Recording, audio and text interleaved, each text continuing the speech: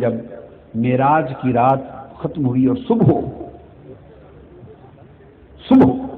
جب واقعہ معراج بیان فرمایا تو یہ بات آپ کے ذہن میں رہے، بہت سو کی توجہ میں یہ چیز نہیں ہوگی، بہت سو کی اہل علم کو چھوڑ کر عوام الناس ذہن میں رہے کہ بہت سے لوگ جو اس وقت تازہ مسلمان ہو چکے ہوئے تھے وہ معراج کا حضور کا بیان سن کر مرتد ہو گئے تھے، اسلام چھوڑ گئے تھے۔ یہ بات میری سمجھ میں آئی؟ بہت سے لوگ کثرت کے ساتھ صحابہ کرام نے اس کو بیان کیا، تابعین نے، تبع تابعین نے، مفسرین نے، احادیث میں ہے، کتب سیر میں ہے، اور جو تفسیر کی کتاب اٹھا لیں، اب میں ان کے نام لینا شروع کروں تو 100 نام بول دوں گا، میں جو کہہ دیا جو کتاب تفسیر کی اٹھا لیں وہ اس بات پر شاہد عادل ہے۔ کوئی امام تفسیر میری اس بات سے مختلف بات نہیں کرے گا، ایک مسلم محقق تاریخی واقعہ کہ جب حضور علیہ السلام نے صبح معراج کی بات بیان کی کہ میں راتوں رات اس طرح مسجد حرام سے مسجد اقصی اور وہاں سے سدرۃ المنتہا اور آگے گیا اور واپس آ گیا، جب یہ واقعہ معراج سنا تو نئے مسلمان ہونے والے جو ابھی کچے تھے ان میں بہت سے لوگ جماعت وہ مرتد ہو گئی، انہوں نے اسلام چھوڑ دیا حضور علیہ السلام کی زبان اقدس سے یہ عجیب بات سن کر۔ کیوں؟ ان کی عقل نے نہیں مانا، ان کی سمجھ میں نہیں آیا، ان کی سمجھ میں نہیں آیا، اور ابھی اس مقام تک وہ پہنچے نہیں تھے کہ اس بارگاہ میں سمجھ کے چراغ بجھانے پڑتے ہیں تب سمجھ ملتی ہے۔ محرمے ای ہوش جز بے ہوش نیز، مر زبارہ مشتری چوں گوش نیز۔ اس سمجھ کے لیے ایک خاص سمجھ ہے، اور یہ وہ سمجھ ہے کہ اس کے لیے موسیٰ علیہ السلام کا ہوش بھی گنوانا پڑا تھا۔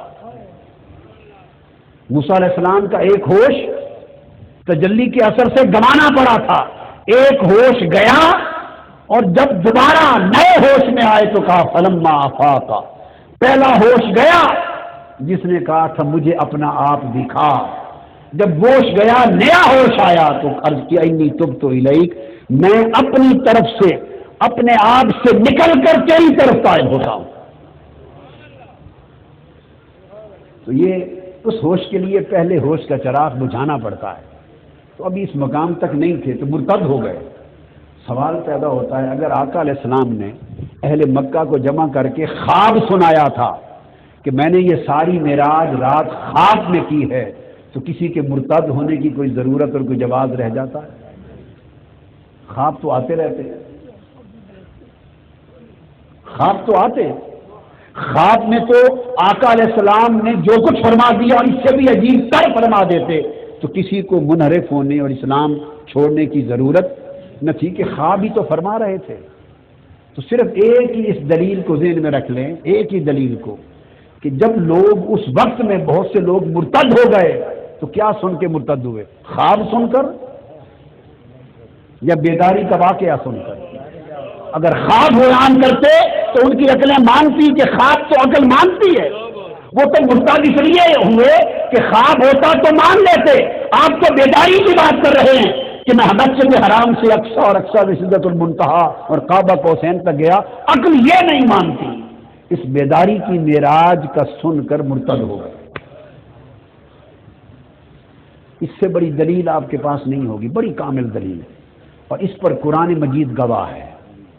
اللہ پاک نے فرمایا وما جعلنا الرؤيا التي اريناك الا فتنة للناس، اللہ پاک نے فرمایا اے میرے حبیب صلی اللہ علیہ وسلم یہ جو مشاہدہ ہم نے آپ کو کرایا ہے، رویا منام کا ہی نہیں ہوتا، رویا بالعین، مشاہدہ رویت بالعین کو بھی رویا کہتے ہیں، اور رؤیا التي اريناك، رویا پہ ارینا کے فعل کا وارد ہونا اسے منام میں نہیں یکزا کی رویت بناتا ہے، اس کا معنی رویت کا بنتا۔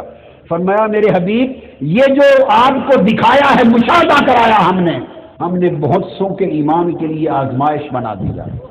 جب آپ نے معراج کا مشاہدہ اور واقعہ بیان کیا تو کتنے لوگ تھے جو اپنا ایمان بچا نہ سکے؟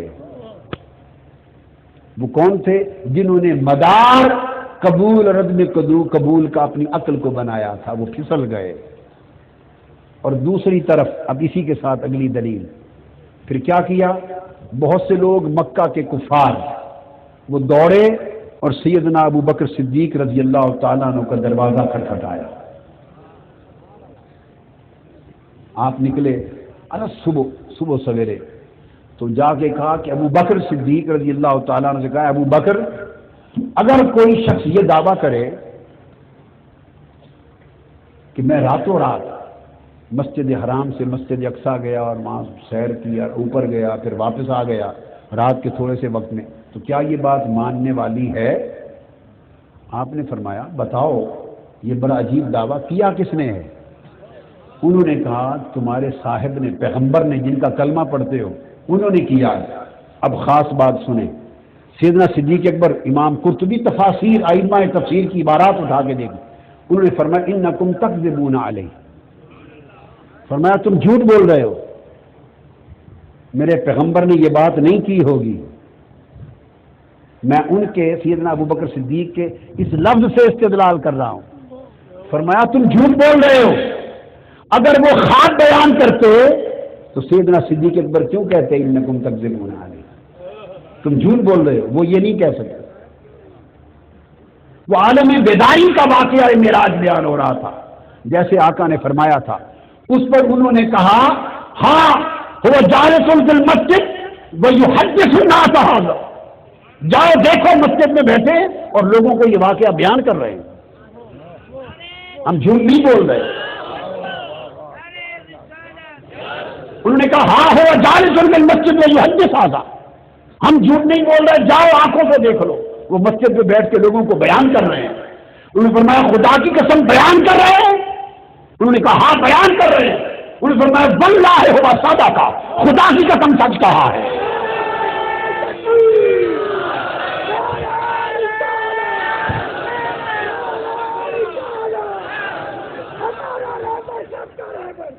آپ کے الفاظ ہیں لو کان قال ھذا، اگر انہوں نے واقعی یہ کہا ہے، انہوں نے واقعی یہ بات کہی ہے تو واللہ ہوا صادق، خدا کی قسم سچ کہا ہے. اس پر کافروں نے ان سے سوال کیا یا ابا بکر حل تصدقہ قبل ان تسمعہ، حل تصدقہ قبل ان تسمع منہ، ابھی تو تم گئے بھی نہیں اور جا کر براہ راست سننے سے پہلے ہی تصدیق کر رہے ہو، سننے سے پہلے تصدیق کر رہے ہو، یہ کیا بات ہے؟ سیدنا ابو بکر صدیق نے کہا نا مصدقہ قبل ان اسمع منہ لاننی اصدق اعجب منہا، میں تصدیق کر رہا ہوں سنے بغیر اس لیے کہ خدا کی قسم میں نے تو اس سے عجیب تر بات ان سے سن کر مان رکھی ہے. انہوں نے کہا وہ کیا مان رکھا ہے؟ انہوں نے کہا تم تو بیت المقدس کی بات کا انکار کروانے آئے ہو، بیت المقدس تو یہ کھڑا ہے، میں نے تو ان سے سن کے خدا کو مان رکھا ہے. آپ فرمانے لگے تم بیت المقدس کا واقعہ سن کے تعجب کرتے ہو کہ تصدیق کیوں کی؟ بیت المقدس تو فرمایا یہ کھڑا ہے، میں نے تو خدا کے وجود کی تصدیق ان سے سن کے کر رکھی ہے. سیدنا صدیق اکبر رضی اللہ تعالیٰ نے ان کو جواب دے کر بھگا کر پھر مسجد حرام میں گئے اور آقا اسلام کی مجلس میں جا کے بیٹھے اور عرض کی آقا سنائیں کیسے ہوا معراج. اور حدیث پاک میں آتا ہے آقا بیان فرماتے تھے ایک ایک جملے پر جھوم کے کہتے تھے صدقت یا رسول اللہ، صدقت یا رسول اللہ، حضور آپ نے سچ فرمایا. پھر بیان کرتے عرض کرتے صدقت یا رسول اللہ، حضور سچ فرمایا. تو جب یہ بات مکمل ہو چکی تو آقا نے فرمایا یا ابا بکر انت صدیق، ابو بکر آج سے آپ صدیق ہو گئے. یہ صدیق کا لقب جو ہر کوئی مانتا ہے نا صدیق، تو یہ بھی جان لے آج کہ صدیق کا لقب ملا کس دن؟ معراج کی صبح ملا. معراج کی صبح صدیق ہوئے. اس سے ایک شام پہلے ابو بکر تھے، صدیق نہ تھے. حضور کے معراج کی سننے سے پہلے تصدیق کرنے نے صدیق بنا دیا اور اس شان تصدیق نے ان کو صدیق بنا دیا.